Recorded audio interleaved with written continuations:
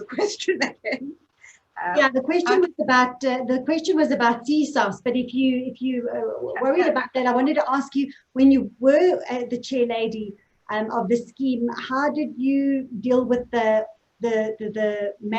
contractors that had to come on site and doing things like that?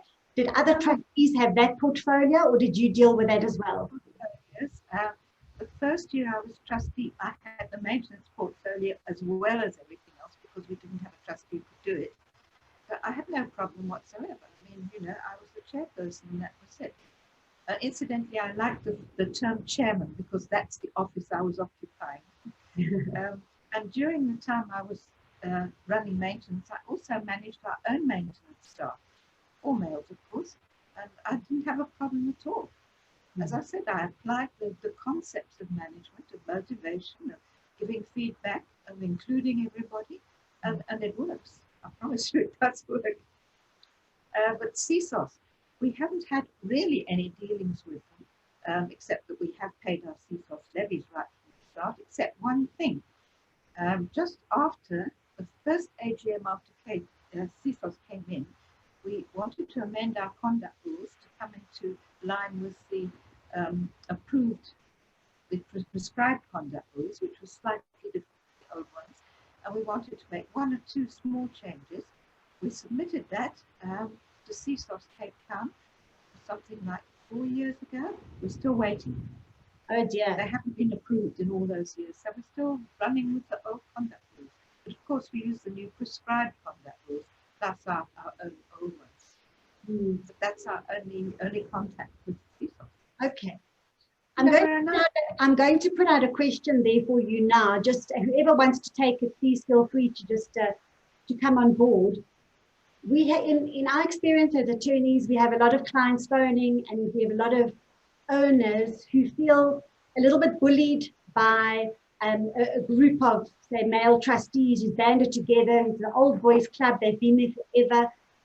Has anybody found a similar thing when it comes to being a chair lady or having people who want to bully you or bully other owners, or are women bullies too?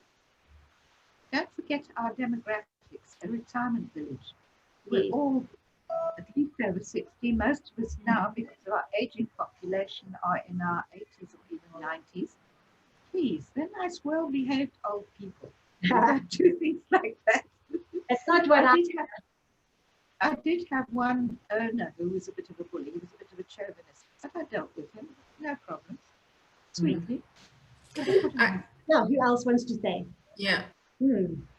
I'll just quickly. I mean, in my experience, I found that the bullying there isn't a sort of gender preference as far as bullies are concerned. But yes, so I've experienced as a trustee and as an owner bullying from both males and females. It depends on their position, their power position, and other aspects as well. The issues around race, and there's issues around class and status as well, in addition to gender. That also comes into the mix. So it depends on that too. Yeah, but I think it's the nature of sectional title that I guess you're going to get that kind of personalities across the scheme. So yes, but in my experience, it's been mixed. It's been across both the male and female. Yeah. At Sandalwood, it was predominantly men, and men were the greater population. So the way that we dealt with it was to work only within governance. So in that way, there was no fight to the death. There were a couple of men who really, really fought because they wanted their own way. So we handled it very gently. And as I said, we referred the rules of the complex, we referred the amended Sectional Titles Act. CSOS hadn't come in then, but by 2016 latest, as you know, it was formalized. And we worked on it before then, Marina, if I think about it, from 2014. And CSOS didn't change much for us because we had basically all the rules. We didn't have one, which was a guide dog for a person needing a guide dog. And we hadn't experienced anyone with partial sight or totally blind, but this was extremely worthwhile and valuable as a rule. So eventually the men in the complex realized that bullying wasn't going to get them anywhere. The women on the complex, they tried a few stunts, but again, we dealt with that. The contractors, there was no issue. Look, I was, in the end, I was the woman and there were two men. And finally, I landed up dealing with the contractors because I worked from home. And we had wonderful contractors. And as we went along, we built contractors that we knew as providers were 100% reliable, were cost effective, and would get the job on time done. So when they were on the premises or on the property, we would engage, we would go down and look, well, mostly me would go down and have a look, see how they're progressing, kind of ask them, do you want a cup of tea or coffee? Are you hungry? And the teams that came with the provider were superb. So we never had that problem at all. And if there was an emergency, we could call a provider within that field of expertise. And on a couple of occasions, it was like 3 a.m. Another incident I'd just like to share with you was there was a woman on a complex who had very late parties.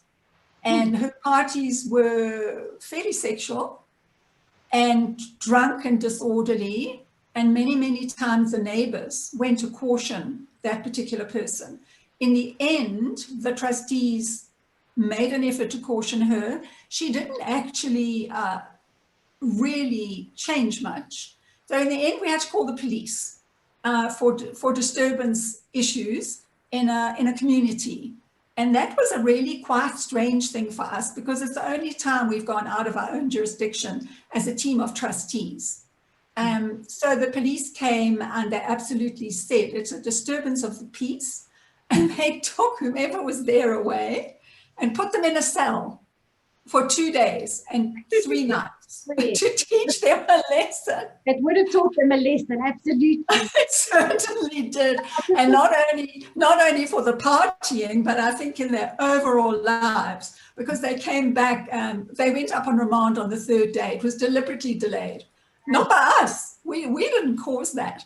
But when they came back, literally all of them came and apologized. So that was an interesting kind of humorous moment. CSOS, I had very little to do with CSOS because in 2017, I went into a semi-retirement village. I refused there to be a trustee. I'd honestly had enough.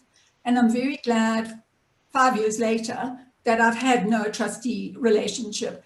They do come to me for advice, which I'm very happy to give. And I'm more than willing to work on a project. But I don't want the role of a trustee. Okay, thank you. Sorry, I just want to go. That's it. Thank you. And I just want to open the floor now.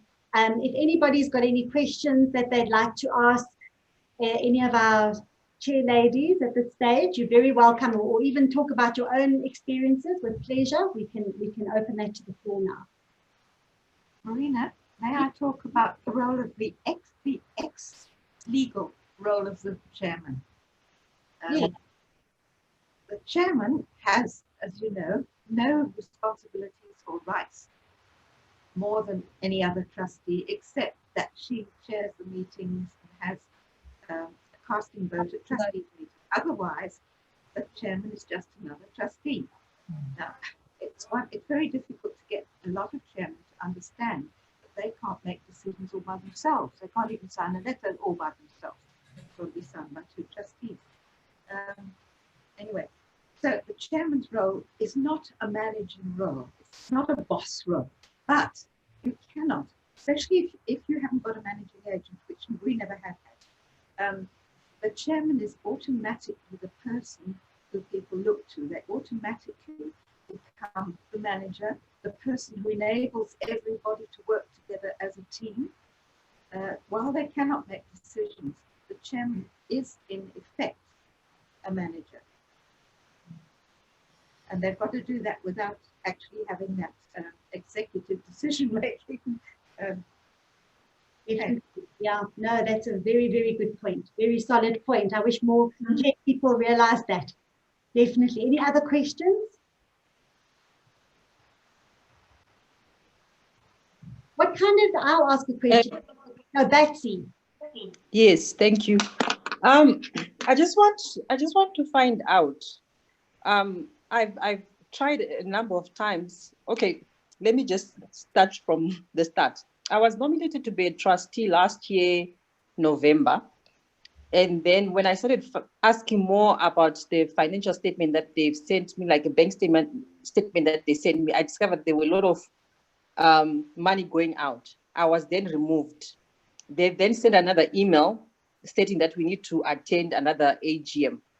And then that was made for the 7th of December. Unfortunately, they had to postpone again because we could not agree on the agenda. So now I'm not sure whether I'm still a trustee or I'm just an ordinary member. But I just have a few questions that I need to ask. Like when it comes to maintenance, which is not necessarily on the maintenance plan, who decides on what needs to be done and what development needs to happen at the complex? Well, Betsy, the answer to that is really the trustees, and obviously Okay.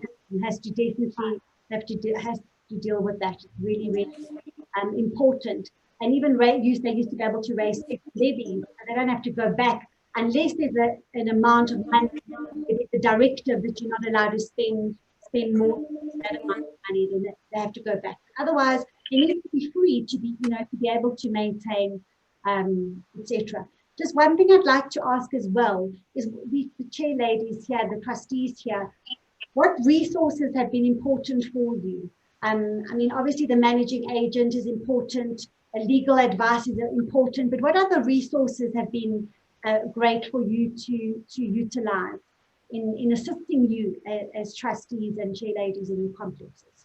You could just— It's really useful to have a financial person as a trustee, especially one that has managed, other work than a CA, because as you know, within a complex, you have to be really creative about what you do, especially when they're large projects and, like you said, painting the property.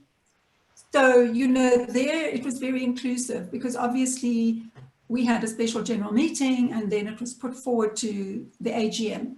And we never got a no because the community trusted us. But what we did was we put the community into those decisions.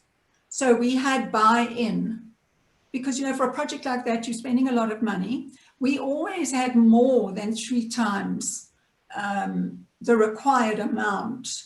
So we weren't financially in trouble at all. We made sure we weren't. However, when there are big projects, you need to be careful, obviously, of your finances and also to manage that extremely well and to give the community consistent reports on where you are with the project, how much money is being spent. So that was the way we operated, very inclusive. The other person I think who's very useful, obviously, is someone who understands basic maintenance. And that's also, learn and grow on the job. So somebody who had good maintenance knowledge, who was not a trustee, we would ask that person advice, and we would usually get sound advice. And then we'd bring in the required contractor, and we'd ask this person, not a trustee, initially to attend a few of those new meetings, first-time meetings. I found this very useful, that we had so many people with qualifications that were useful to the running of the complex. But I think it's all about surrounding yourself with the right people. You're running a business after all, I think. Yes, yes.